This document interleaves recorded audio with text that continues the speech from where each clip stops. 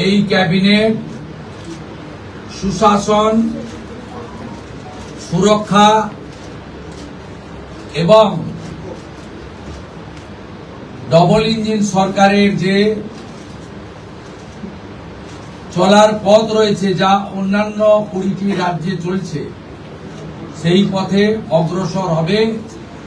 এটা আমি পশ্চিমবঙ্গের দলমত নির্বিশেষে, বর্ণ ধর্ম নির্বিশেষে বাংলার জনগণকে আশ্বস্ত করতে চাই। আজকে আমরা প্রথম ক্যাবিনেটে 6টা সিদ্ধান্ত নিয়েছি। প্রথম, পশ্চিমবাংলার গণতন্ত্রের যে মহোৎসব হল, দীর্ঘদিন বাদে মৃত্যুহীন, ভয়মুক্ত,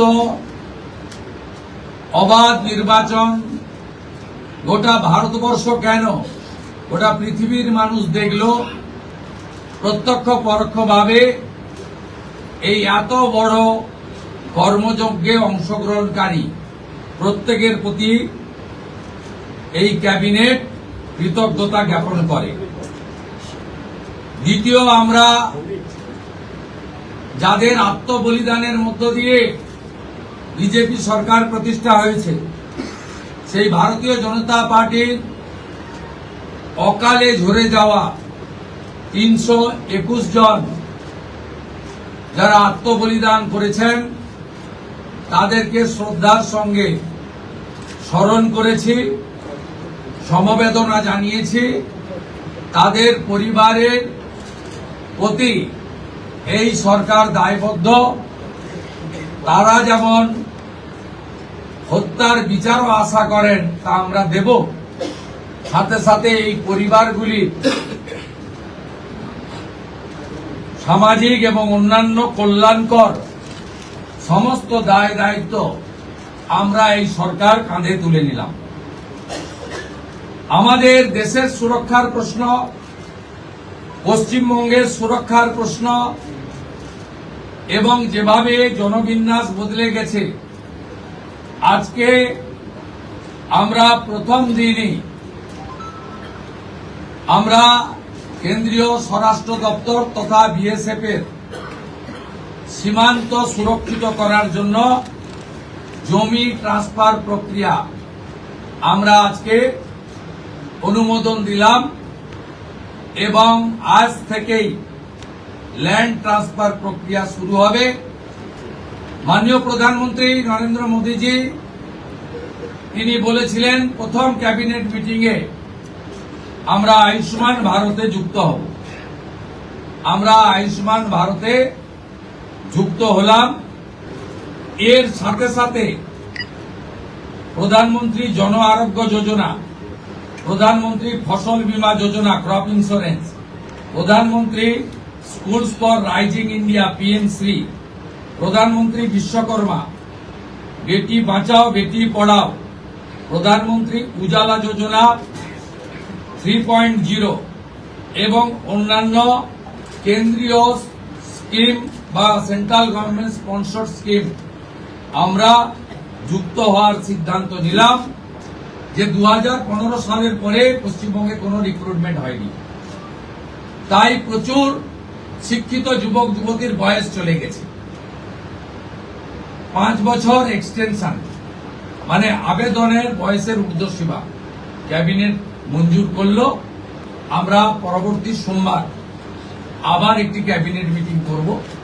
সেক্ষেত্রে আমাদের আরো আমাদের আরজিকর সহ নারী নির্যাতনের বিষয়, প্রাতিষ্ঠানিক দুর্নীতির বিষয়, পে কমিশনের বিষয়, এরিয়া ডি এর বিষয়, এই যে বিষয়গুলি আছে আমরা পরবর্তী ক্যাবিনেটে সেগুলো করব। কারণ আমরা আমাদের যে অফিসিয়াল কাজকর্ম দেখে আমাদের খুব বেশি সময় আমরা পাইনি।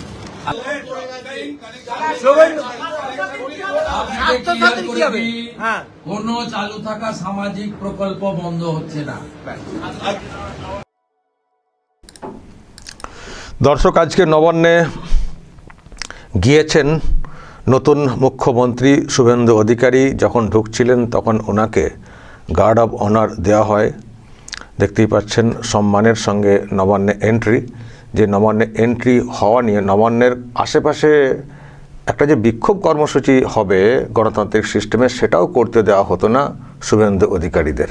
আজকে সম্মানে সসম্মানে সেই নবান্নেই এন্ট্রি করেছেন শুভেন্দু অধিকারী। এন্ট্রি করে আজকে একটা বৈঠক করেছেন, ছোট্ট একটা ক্যাবিনেট বৈঠক হয়েছে, যারা মন্ত্রী হিসেবে শপথ নিয়েছেন তাদেরকে নিয়ে। তো আমি তো দেখালাম দর্শক, তারা একসঙ্গে একটা রকম ছবিও তুলেছেন। তো সেখানে কি কি সিদ্ধান্ত হয়েছে সেটা ওনারা বললেন। কিন্তু একটা বিষয় কি লক্ষ্য করছেন, আমি আরও ছবি দেখাই, ওয়েট দর্শক, আমি জাস্ট আপনাদেরকে আমি একটা ছবি দেখানোর চেষ্টা করছি, বড় ছবি। ওয়েট আচ্ছা, এটা তো লং শট হয়ে গেছে। আচ্ছা, এখানেরটাও দেখুন। আর আমি আরেকটা ছবি দেখাই, পেছনটা দেখুন, পেছনে কি আছে, কার কার ছবি আছে আর কি নেই। আমি এটা বুঝতে গেলে আমি এর আগের যিনি মুখ্যমন্ত্রী ছিলেন বহিষ্কৃত, যাকে সরিয়ে দেওয়া হয়েছে পদত্যাগ করছিলেন না বলে, তারও ছবিটা একটু দেখাই। যখন নবান্নে বসতেন তখন ওনার ব্যাক সাইডে কি থাকতো সেটা একটু দেখাতে হবে। বড় করে লোগো, উনি নাকি এই লোগোটা তৈরি করিয়েছিলেন। সেই কিন্তু আউট। শুভেন্দু অধিকারী যেখানে বসছেন, যেখানে মিটিং করছেন, কোথাও কিন্তু নামক ওই বিষয়টি কিন্তু নেই। নামক কিছু নেই। একদিকে রাষ্ট্রপতির ছবি আর একদিকে প্রধানমন্ত্রীর ছবি, তার উপরে মাঝখানে পশ্চিমবঙ্গ সরকার লেখা, আর তার উপরে অশোক স্তম্ভটা শুধু আছে। No out. মমতা ব্যানার্জির বাংলার কেটে বাদ দাও, আউট। এখন অশোক স্তম্ভ আছে, তার নিচে পশ্চিমবঙ্গ সরকার, যেটা আগেও থাকতো, আর দুদিকে ছবি রাষ্ট্রপতি এবং প্রধানমন্ত্রীর, অবশ্যই ব্যাস নেই। মমতা ব্যানার্জির কে আউট করে দেওয়া হয়েছে। শুভেন্দু অধিকারী কে আউট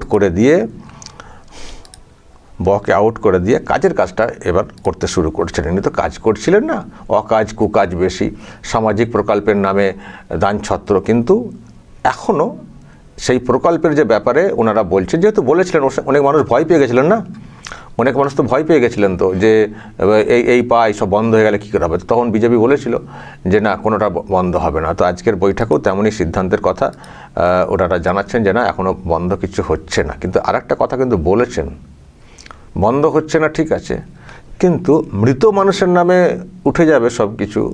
বাংলাদেশি মানে দেশীয় না, তাদের নামে সরকারি সুযোগ সুবিধা উঠে যাবে, ওইসব কিন্তু হবে না, ওগুলো আমরা দেখব। সেটাও কিন্তু বলেছেন। সামাজিক প্রকল্প চালু থাকবে, কিন্তু এই ৯/৬ পাইয়ে দেওয়া বা কেউ আত্মসাৎ করবে সেই সব কিন্তু চলবে না। আর আমরা সব পোর্টালকে আপডেট করব, সেটাও কিন্তু বলেছেন। ওকে, আর আমার সাজেশন একটা আছে। আসলে এমন ভাতাভোগী করে দেওয়া হয়েছিল এই রাজ্যের মানুষকে, মানে পাল্টা ভাতা ঘোষণা করতে বাধ্য হয়েছে বিজেপি সংকল্পপত্রে। কিন্তু আমার সাজেশন, জানি না কী করা হবে, যে যারা গরিব তাদেরকে দাও, সকলকে দেওয়ার কোনো প্রয়োজন নেই। একটা ক্রাইটেরিয়া তৈরি করে দাও, যারা গরিব তাদেরকে দাও, তাদেরকে আরও বেশি করে দাও। যা মানে শিল্পপতির মানে বউ, গিন্নি বা পরিবারের ছেলেরা বা মেয়েদেরকে একইভাবে সুযোগ সুবিধা দেওয়া, সবাইকে দিচ্ছি সরকারের সুযোগ সবাই পাবেন, এটা মূর্খের মতো কথা হয়ে গেল। সরকারি সুযোগ সুবিধা নিশ্চয়ই সরকার সবারই, কিন্তু সব ক্ষেত্রে এরকম করলে হবে না। যখন মানুষকে সাহায্যের বিষয়টা আসবে, তখন যার নেই তাকে সাহায্য করতে হবে, যার আছে তার কাছ থেকে আরও নিতে হবে দরকার হলে। এটাই হচ্ছে সরকারের একটা সিস্টেম। কিন্তু আগের সরকার ভোট পাওয়ার জন্য সকলের জন্য সাইকেল, সকলের জন্য এটা করেছিল। আমার মনে হয় একটু বেছে চলা উচিত। আর ভাতা এইসবের থেকেও কর্মসংস্থান, কাজের সংস্থান, কলকারখানা, চাকরি বাকরির সুবিধা, এইসবের দিকে নজর দিতে হবে। ফালতু টাকা খরচা না করে পরিকাঠামো উন্নয়ন, এইসব ক্ষেত্রে ওই টাকা খরচ করতে হবে। এটা আমার সাজেশন। এবার ওনাদেরকেও ভাবতে হবে, যেসব বলে এসছেন আবার সেই সব না দিলে আবার অন্য রকমের ইকুয়েশন তৈরি হবে, অন্য রকমের পলিটিক্যাল ক্যাম্পেইন তৈরি হবে, হয়তো সেটা ওনাদেরকে ভাবতে হবে। সেটা ভেবেই হয়তো বলছেন যে এখনই কিছু বন্ধ হচ্ছে না, সেগুলো চলবে। আর ওনারা যেসব কথাগুলো বলেছেন সেগুলো ওনারা রাখার চেষ্টা করছেন। যেমন একটা কথা প্রথমে কিন্তু বলে দিয়েছেন, এ সরকার কিন্তু সবার সরকার, মত বর্ণ ধর্ম নির্বিশেষে সবার সরকার। ফলে অন্যরা যারা ভয় পাচ্ছেন, ভয়ের কোনো কারণ নেই। পলিটিক্যাল ক্যাম্পেইন হয়েছে, ভোট হয়েছে, অবশ্যই হিন্দুরা ঐক্যবদ্ধ হয়েছেন বলে পরিবর্তন এসছে। অন্য ধর্মের যারা আছেন তারা অবশ্যই হিন্দুদের এই যে ত্যাগ, আত্মবলিদান, এটাকে কিন্তু সম্মান করবেন। এখন সরকার কিন্তু আপনারা আনেননি। আমি মুসলিমদের উদ্দেশ্যে কথাটা বলছি, আপনারা কিন্তু আনেননি। ম্যাক্সিমাম মুসলিম কিন্তু ভোট দেননি। এখন আমার এই চাই সেই চাই বললে হবে না। ভাগ্যে ভালো যে ওনারা বলছেন আমরা সবার জন্যে। এর জন্যে শুকরিয়া আদায় করবেন, শুকরিয়া। আমি মুসলিমদের উদ্দেশ্যে কথাটা বলছি। যদি এরকম করে থাকেন তো ভালো, যে হ্যাঁ ভোট আমাদের নেই, ওনারা সরকারে এনেছেন, ঐক্যবদ্ধ হয়েছেন, লড়াই করেছেন, আত্মবলিদান অনেকে করে দিয়েছেন।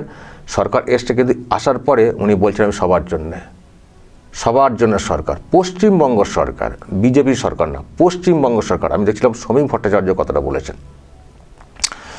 তো ফলে এটা শুরুতেই বলেছেন, তারপরে যাদের জীবনের বিনিময়ে পরিবর্তন এলো তাদেরকে স্মরণ করেছেন এবং তাদের পাশে থাকার বার্তাটাও দিয়ে দেওয়া হয়েছে। বিএসএফ, যেটা খুব গুরুত্বপূর্ণ জমি দেওয়া হচ্ছিল না বলে সিকিউরিটির সমস্যা, সেইটা ঘোষণা করা হয়েছিল যে 45 দিনের মধ্যে জমি দেওয়া হবে, সেটা চূড়ান্ত সিদ্ধান্ত হয়ে গেছে। আয়ুষ্মান ভারত লাগু করতে হবে। স্বাস্থ্যসাথী যে বলা হয়, তো কাজ হয় না দেশের, রাজ্যের বাইরে কাজ হয় কোথাও? আয়ুষ্মান ভারত কেন্দ্রীয় স্বাস্থ্য বিমা, এটা সব জায়গায় কাজ হবে। ফলে এটা চালু করা হবে। যদি স্বাস্থ্যসাথী এখনও আছে বলা হচ্ছে, আমার মনে হয় এরও একটা রিভিউ বা কিছু একটা করবে পরবর্তী সময়, করা উচিত। প্রচুর ঘাপলা আছে ওখানে। আচ্ছা, তারপরে প্রধানমন্ত্রীর নামে যেসব প্রকল্প আছে, বেটি পড়াও বেটি বাঁচাও থেকে শুরু করে নানান যেসব স্কিম আছে যেগুলো এখানে করতে দেওয়া হচ্ছিল না, ওরা ভোটের প্রচার মানে নিজেদের ক্যাম্পেইন করে ফেলবেন বলে, সেগুলো সব চালু হচ্ছে পুরোপুরি, এটাও বলে দিলেন। আর সেই সঙ্গে আরও দুটো কথা বলেছেন, আমি এখানে আলোচনা করিনি। এরা বিএনএস নাকি চালু করেছিল না, এরা ওই আইপিসি আগের নিয়মে, মানে কত অধ্যত্ত, একটা বিএনএস পার্লামেন্টে পাস হয়েছে, নতুন আইন এসছে বিচারের, সেটাও চালু করছিল না। অথচ এখানে অপরাজিতা বিল বলে চিৎকার করছিল। একটা দেশের পার্লামেন্ট থেকে বিএনএস ধারা, সেই ব্রিটিশ আমলের ধারা বাদ দিয়ে একটা চালু করা হয়েছে, সেটাকে চালু করা হচ্ছিল না। সেটা লাগু করার ব্যাপারে আরও ব্যাপারটা হচ্ছে। আইএএস আইপিএসদের সঙ্গে এখানকার যারা বেঙ্গল কাডারের যারা WBCS আর সব আছেন না, তাদের সেন্ট্রাল ট্রেনিংয়ে বাধা দেওয়া হতো, তাদেরও একটা স্কোপ বাড়ানো হয়েছে, সেন্ট্রাল ট্রেনিং, তাদেরও এই জায়গাগুলো ব্যাপারে একটা সিদ্ধান্ত হয়েছে। আর বয়সের ছাড় তো হয়েইছে, যারা পরীক্ষাতে বসবেন তাদের বিষয়ে বয়সের ছাড়, এইসব হয়েছে। এবং সেই সঙ্গে আরও একটা বড় ঘোষণা, জনগণনা, যেটা খুব জরুরি। জনগণনা হবে, কী আছে আমরা জানতে পারবো, সেই মতো করে জনবিন্যাস হবে এবং ডিলিমিটেশন হবে, মানে সরকারের এইসব হবে, প্রতিনিধিত্বর ব্যাপারটাও আসবে। এটা খুব গুরুত্বপূর্ণ, কিন্তু জনগণনা করা হচ্ছিল না। সে কবে করা হয়েছে আর তার কোনো হিসেব পাইনি। এখন আমরা সেই 2011-ই হিসেব আমরা জানি, এতগুলো বছর চলে গেছে। প্রতি 10 বছর অন্তর জনগণনা হওয়ার কথা, 2021-এ রেজাল্ট মানে জনগণনার রিপোর্ট হওয়ার কথা, কিন্তু আজকে 26 হয়ে গেল, হয়নি। কাজটা করতে দেওয়া হয়, নানাভাবে ভয় দেখানো হয়েছে না, জনগণনা মানেই এনআরসি অমক তমক করে করা হয়েছে, কিছু করতে দেওয়া না, কিছুই করতে ওনারা দিতেন না। তো সেগুলো করতে হবে, সেটাও একটা সিদ্ধান্ত হয়েছে। তো সিদ্ধান্ত এইসব হয়েছে দর্শক, এবং আরও যেগুলো বাকি ডিএ থেকে শুরু করে অন্যান্য ব্যাপার, দুর্নীতি, প্রাতিষ্ঠানিক দুর্নীতি, এইসব বিষয়ে আরও মিটিং হবে। প্রথম যেহেতু আজকে হলো, আবার পরের সোমবারে ক্যাবিনেট মিটিং হবে, সেখানে আরও এইসব নিয়ে চর্চা হবে। আমি জানি আপনারা ওনাকে বলবেন আমাদের বিষয়টা কী হলো, বিষয় সবারই আলোচনায় আসতে হবে, ব্যবস্থা নিতে হবে, কিন্তু সময় লাগবে। পরপর যেগুলো কাগজ রেডি ছিল সেগুলো আজকে ওনারা করেছেন, এর পরের ধাপেও হবে। আশা করি যে যা করে দিয়ে গেছে এই সরকারটা, সেখান থেকে রাজ্যের উত্তরণ ঘটবে এবং সেই মতো সিদ্ধান্ত নিতে হবে। তো আর ইনার ছবি আর কেন দেখাবো, ছেড়ে দিন, অনেক তো দেখিয়েছি, এবার ইনাকে দেখতে হবে। আমার মনে ছিল না ওনার ছবিটা তখন চলছিল, এ বাবা, উনি তো বিতাড়িত মুখ্যমন্ত্রী। তো যাই হোক, এখন শুভেন্দু অধিকারী মুখ্যমন্ত্রী, উনি এসছেন, আমরা ভালো কিছু মানে পাবো রাজ্যবাসী হিসেবে, সে অপেক্ষাতে থাকছে, এই হচ্ছে ব্যাপার। তো ওনার বকে। প্রিয় দর্শক, এতক্ষণ আপনারা দেখলেন পশ্চিমবঙ্গের নিউজ। তো এখানে শুভেন্দু অধিকারী বিপুল ভোটে জিতেছেন এবং মুখ্যমন্ত্রী হয়েছেন, মমতা ব্যানার্জিকে গড় হারিয়েছেন, এমনটি কিন্তু আমরা দেখলাম। কিন্তু সম্প্রতি আরও একটি নিউজ দেখতেছিলাম আমি একটু আগে, সেটি হচ্ছে মমতা